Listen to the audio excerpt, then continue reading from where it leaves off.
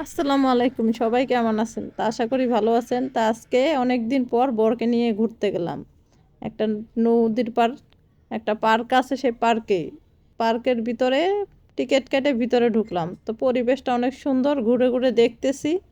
এখন আপনাদেরকে দেখাবো যে ওর ভিতরে কি কি করলাম সারাদিন। এখন হারকিপটা বরকে নিয়ে যাচ্ছি ঘুরতে। অনেক কষ্টে বরকে রাজি করাইছি।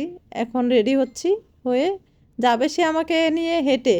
অনেক কষ্টে তাকে বলে রিস্কায় উঠাইলাম। তো রিস্কায় উঠানোর পর নদীতে পাড়ে গেলাম, যাই ওখানে নৌকাতে উঠলাম।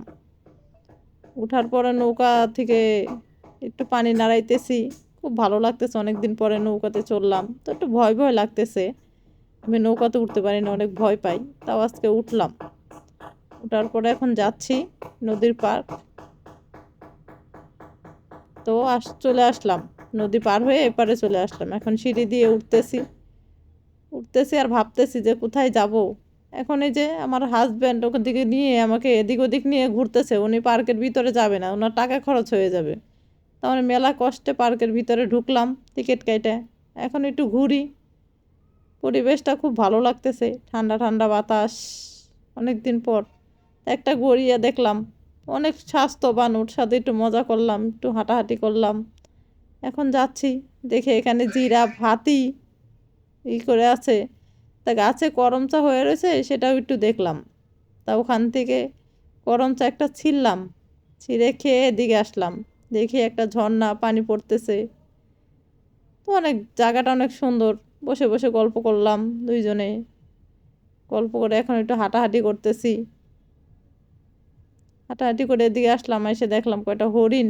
তা হরিণগুলো একটু ধরলাম, ধরে একটু করলাম। একটা ফুল গাছ আছে, ওখানে গেলাম, যে দেখলাম ফুলগুলো অনেক সুন্দর।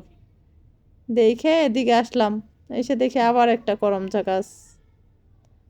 দেখে এদিকে আসে দেখি একটা হরিণেরই। এখানে একটু ঘুরলাম, ময়ূরের সাথে কটা ছবি তুললাম। ময়ূরগুলো দেখতে অনেক সুন্দর।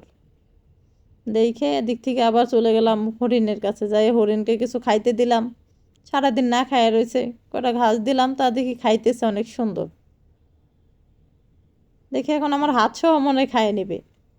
এখন ওখান থেকে সরে আসলাম।